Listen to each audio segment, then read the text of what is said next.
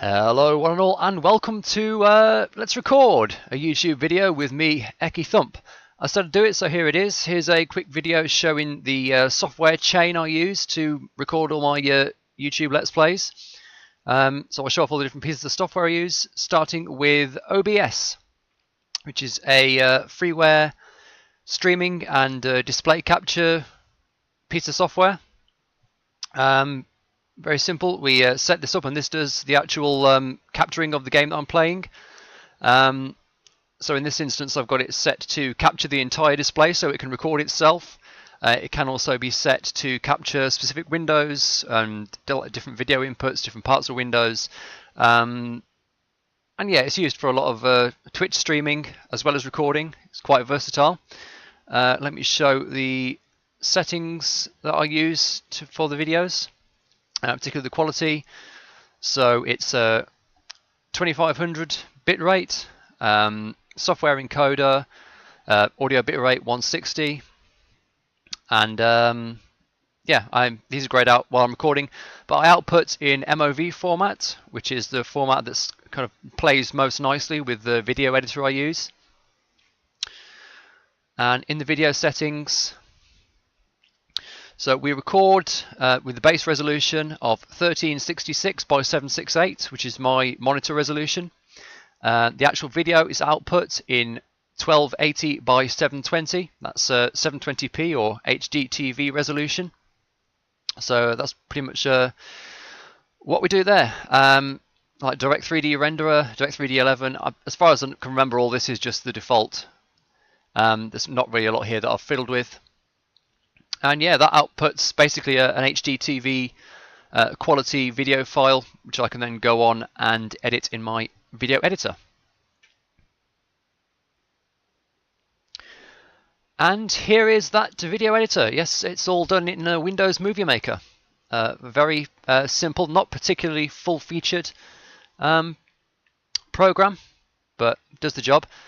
So we load in the video clip, and all I normally want to do is just take the raw footage, which will, for an episode of a Let's Play, will normally be somewhere between an hour and a half, and I'll want to trim that down, so it's, my target is like half an hour to 45 minutes. Sometimes I go longer, very occasionally I go shorter. But we can do that job in here. All we need to do is like select the parts of the video we want to cut out, just split and cut. And yeah, we add transitions to the video in here, which are all like everything in it can also be set. Oops. Everything in Movie Maker is like pre-baked, so we just select the fade through to black transition here, so it can record itself. It can also be set to, and that's the standard sort of transition I use in the video. It's not too funky, it's not too wacky. It does the job. We can add captions to the video. We can do things like fiddle with the brightness a little bit. And we've got a bunch of these things here I never use. These like visual effects that I can add on. So, I mean, we can do things like a funky like 360-degree twist. We've got this nice warping effect. We've got all kinds of different like hue cycling. But those all look pretty amateurish and rubbish, so we never apply those. It's mostly just cutting bits out, stitching it all together into a single video, and then once we're done, just going to save movie for high definition display, and that'll push the video out in actually in 1080p, so it will upscale it a little bit from the 720p recording, whatever, you know, and that is the file that will go on YouTube.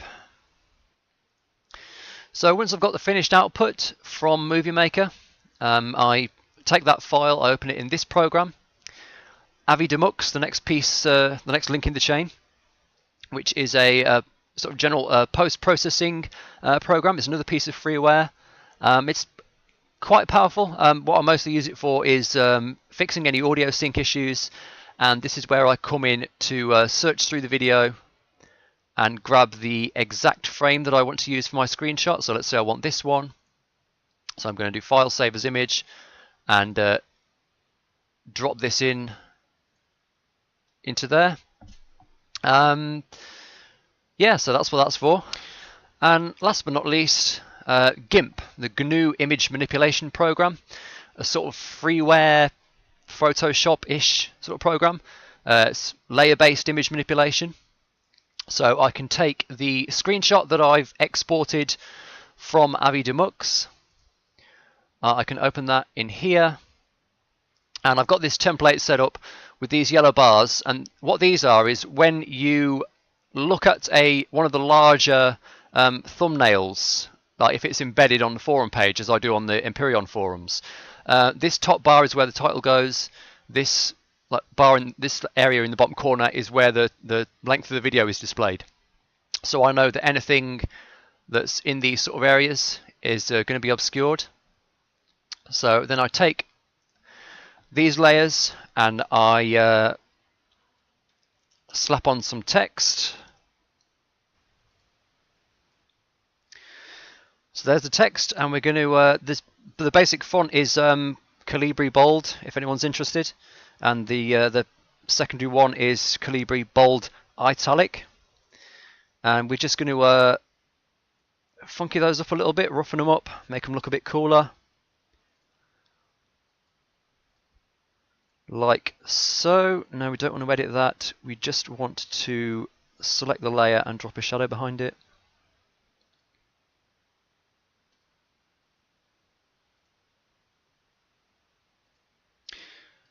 And then we just take the bars off, and that's the screenshot. So I can just save that as a GIMP project file. Whatever.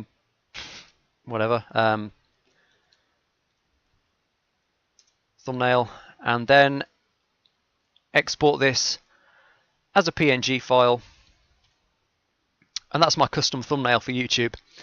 And yeah, that's it. That's basically all there is to it. It's very easy. All the software is free. As I said, I haven't paid a single penny for any of this.